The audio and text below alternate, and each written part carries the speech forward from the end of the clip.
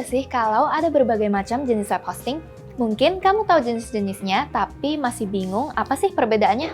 Atau mungkin kamu lagi nyari tahu apa sih jenis hosting yang aku perlu untuk bisnis aku?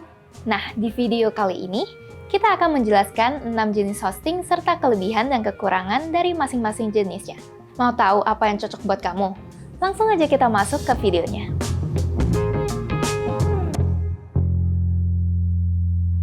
Yang pertama, ada shared hosting. Ibaratkan kamu dan beberapa teman kamu tinggal di sebuah apartemen. Semua fasilitas yang ada di apartemen itu bisa kamu gunakan bersama. Itulah shared hosting. Shared hosting menyediakan harga yang murah karena kamu berbagi resource dengan berbagai website lainnya.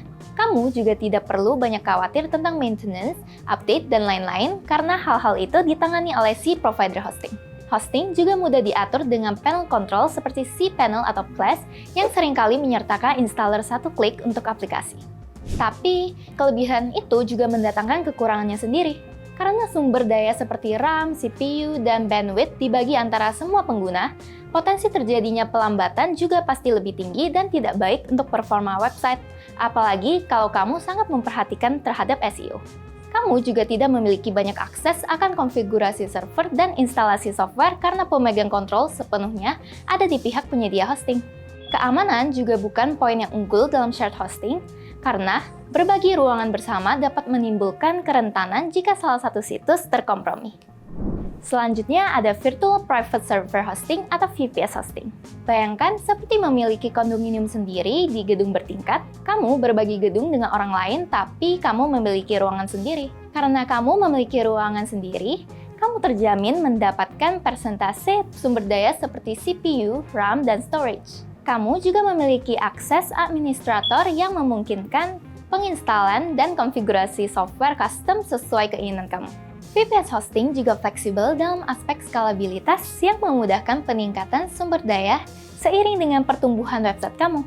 Tapi dengan kelebihan-kelebihan ini, harga untuk menggunakan layanan VPS hosting lebih tinggi daripada shared hosting. Keahlian teknis yang tinggi juga dibutuhkan untuk VPS hosting karena kamulah yang perlu mengelola server, termasuk patch dan update. Lalu ada dedicated hosting. Ini seperti memiliki rumah kamu sendiri. Untuk masalah pengaturan, dedicated hosting memberikan kontrol yang terbaik. Kamu bisa membuat website sesuai dengan keinginan kamu sepenuhnya.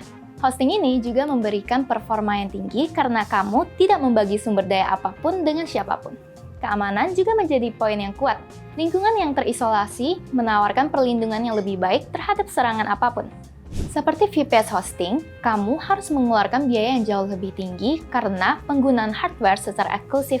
Juga kamu harus mempunyai keahlian teknis untuk mengelola server. Kamu juga harus mungkin membayar lebih banyak sumber daya daripada dibutuhkan jika tidak digunakan sepenuhnya. Cloud hosting itu seperti memiliki akses ke seluruh lingkungan perumahan. Kamu dapat berpindah antar rumah atau menambah kamar tambahan sesuai kebutuhan. Skalabilitas adalah keuntungan dari cloud hosting. Kamu dapat menambah atau mengurangi sumber daya dengan mudah berdasarkan kebutuhan. Sangat baik untuk menangani lonjakan arus kunjungan. Cloud hosting juga menggunakan banyak server, memastikan ketersediaan dan reliabilitas yang lebih tinggi. Fleksibilitas juga ada pada harga cloud hosting karena model tagihan yang hanya mengenakan biaya pada sumber daya yang digunakan. Kekurangan cloud hosting adalah proses setup yang lebih rumit karena sifat server yang terbagi-bagi. Harga berdasarkan penggunaan juga membuatnya sulit untuk memprediksi biaya bulanan. Bisa saja harganya melonjak tinggi karena keramaian tiba-tiba, bahkan melebihi budget yang sudah kamu tentukan. Sesuai namanya, WordPress hosting adalah hosting yang menggunakan sistem CMS WordPress.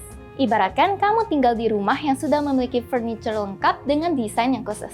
Dengan WordPress hosting, konfigurasi server sudah teroptimasi untuk performa dan sekuritas WordPress. Update dan pembaruan lainnya juga akan ditangani oleh provider, jadi kamu tidak perlu khawatir oleh hal-hal itu. Tapi karena hosting ini khusus untuk WordPress, fleksibilitas untuk menggunakan aplikasi lain terbatas pada aplikasi yang mendukung WordPress saja.